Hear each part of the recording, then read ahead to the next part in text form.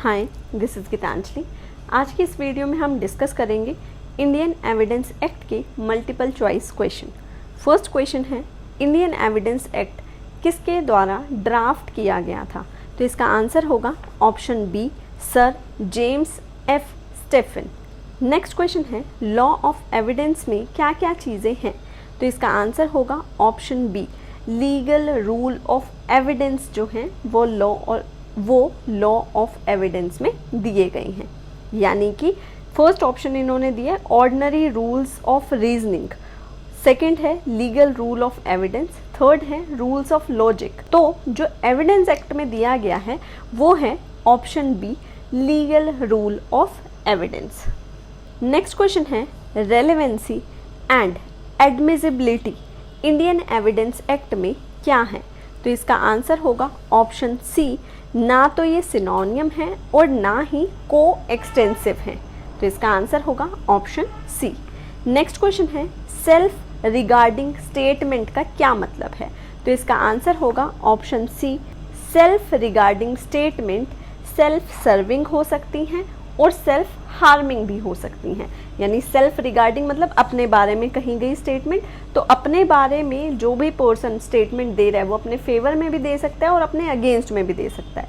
तो इसका आंसर होगा option C, can be self serving और सेल्फ हार्मिंग। नेक्स्ट क्वेश्चन है, नीचे दिए गए ऑप्शन में से कौन सी स्टेटमेंट करेक्ट होगी सेल्फ रिगार्डिंग स्टेटमेंट की एडमिसिबिलिटी को लेकर? तो इसका आंसर होगा ऑप्शन ए, यानी कि सेल्फ हार्मिंग स्टेटमेंट जो है वो एडमिसिबल होंगी, पर जो सेल्फ सर्विंग स्टेटमेंट होगी वो जनरली एडमिसिबल नहीं होती हैं। नेक्स्ट क्वेश्चन है, लॉ ऑफ एविडेंस में जनरल रूल के लिए नीचे दिए गए ऑप्शन में से कौन सी स्टेटमेंट करेक्ट है?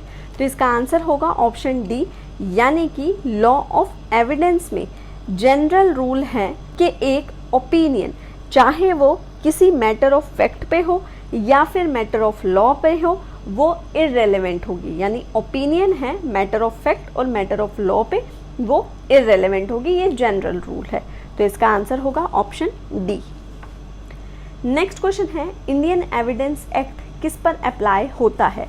तो इसका आंसर होगा ऑप्शन सी, जुडिशियल प्रोसीडिंग जो कोर्ट के सामने होती हैं उन पर अप्लाई होता है Indian Evidence Act. Next question है, लॉ ऑफ एविडेंस क्या है? तो इसका आंसर होगा option B, lex fori. Next question है, लॉ ऑफ एविडेंस क्या है?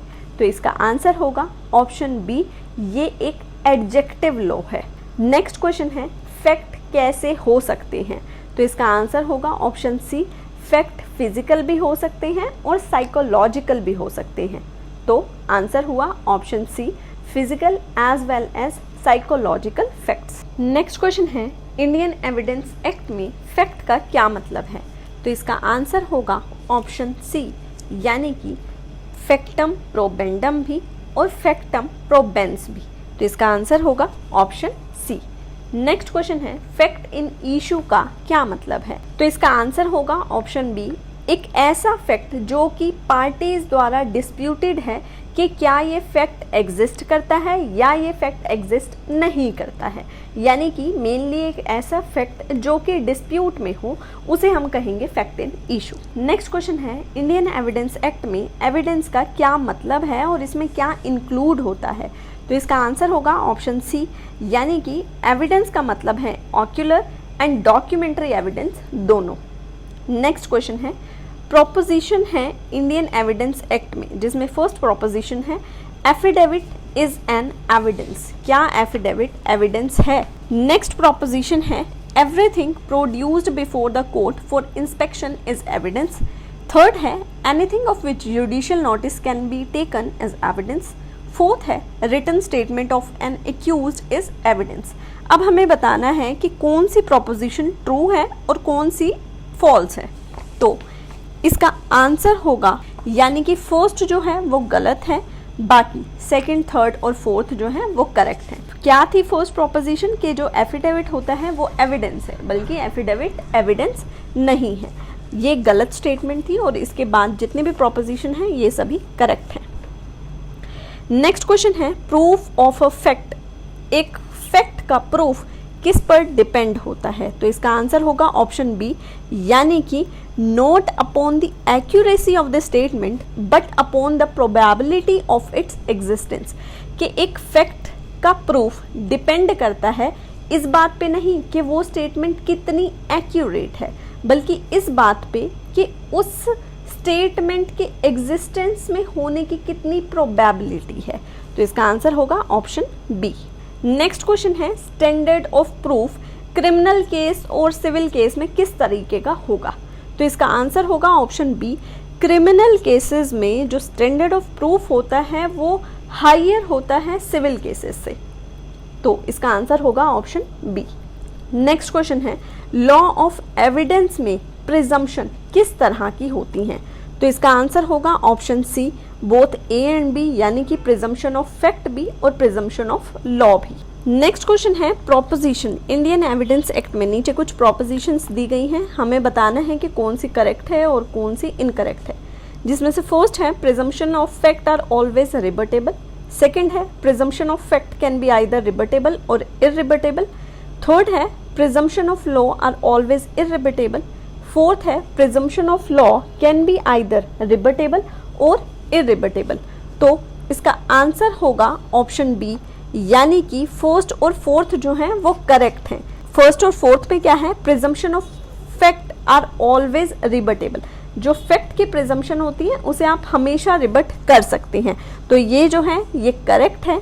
इसके साथ ही फोर्थ प्रोपोजिशन जो कि है, presumption of law can be either rebuttable और इररिबटेबल, कि जो प्रिजम्पशन ऑफ लॉ होती है वो रिबटेबल भी हो सकती है और इररिबटेबल भी हो सकती है, पर जो प्रिजम्पशन ऑफ फैक्ट होती है वो हमेशा रिबटेबल होती है। तो ये दो स्टेटमेंट करेक्ट है और सेकंड और थर्ड जो है वो इनकरेक्ट है। नेक्स्ट क्वेश्चन है, लॉ ऑफ एविडेंस में रेलेवेंट फैक्ट क्या होते हैं?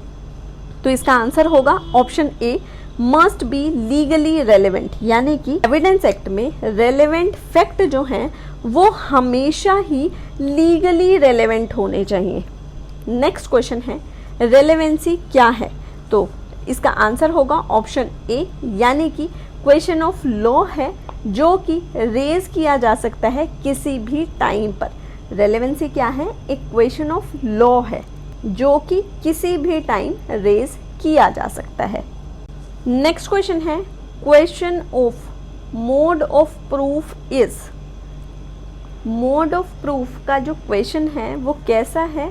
तो इसका आंसर होगा ऑप्शन बी, यानी कि मोड ऑफ प्रूफ का जो क्वेश्चन है ये एक प्रोसीजरल क्वेश्चन है, पर ये रेज किया जाता है फर्स्ट अपॉर्चुनिटी पे, और अगर ये फर्स्ट अपॉर्चुनिटी पे रेज नहीं किया जाता तो ये वेव हो जाता है, खत्म हो जाता है। तो इसका आंसर होगा ऑप्शन बी। नेक्स्ट क्वेश्चन है 22। क्वेश्चन है, which of the following document are not admissible in evidence. Evidence में कौन से डॉक्यूमेंट एडमिसिबल नहीं है? तो इसका आंसर होगा ऑप्शन डी, नाइदर ए नोर बी। नेक्स्ट क्वेश्चन है, फैक्ट्स जो कि सेम ट्रांजैक्शन का पार्ट है वो किस सेक्शन में रेलेवेंट होगी? तो इसका आंसर होगा ऑप्शन बी, यानी कि section 6 of the evidence act. एक फैक्ट जो कि सेम ट्रांजैक्शन से फॉर्म हुआ है वो रेलेवेंट होगा सेक्शन 6 में। कब? तो इसका आंसर होगा ऑप्शन सी, यानी कि चाहे वो इशू में नहीं भी है पर ये उस सेम टाइम या सेम प्लेस पर या डिफरेंट टाइम या डिफरेंट प्लेस पर हुआ हो। तो इसका आंसर होगा ऑप्शन सी।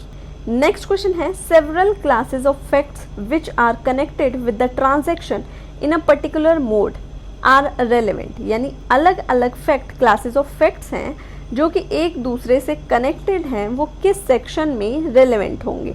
तो इसका आंसर होगा ऑप्शन बी, सेक्शन 7 में। नेक्स्ट क्वेश्चन है, motive of preparation and conduct are relevant, यानी कि ये किस सेक्शन में रेलेवेंट होंगे?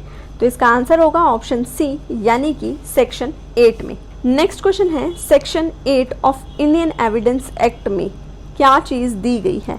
तो इसका आंसर होगा ऑप्शन डी, यानी कि मोटिव रेलेवेंट होगा सेक्शन 8 में, प्रिपरेशन भी रेलेवेंट होगी और कंडक्ट भी रेलेवेंट होगा, ऑप्शन डी, यानी कि all of the above is the correct answer. Next question है, कंडक्ट को रेलेवेंट करने के लिए section 8 of Indian Evidence Act में, तो वो कंडक्ट किस तरह का होना चाहिए। तो ये जो कंडक्ट है ये प्रीवियस भी हो सकता है और सब्सिक्वेंट भी हो सकता है, तो इसका आंसर होगा ऑप्शन सी। नेक्स्ट क्वेश्चन है फैक्ट जो कि ज़रूरी है एक्सप्लेन करना, ऐसा फैक्ट जो इंट्रोड्यूस करता है रेलेवेंट फैक्ट ऑफ प्लेस को, नेम, डेट, रिलेशनशिप को, या पार्टीज की आइडेंटिटी बताता है, ये किस सेक्शन में रेलेवेंट होगा। तो इसका आंसर होगा ऑप्शन बी, यानी कि सेक्शन 9 में। नेक्स्ट क्वेश्चन है section 9 of Indian Evidence Act में नीचे दी गई स्टेटमेंट में से कौन सी करेक्ट होगी। तो इसका आंसर होगा ऑप्शन सी, यानी कि both A and B are relevant, यानी कि identification parade of suspect are relevant. Second option है identification parade of chattels are relevant. तो ये दोनों जो है रेलेवेंट होंगे सेक्शन 9 में।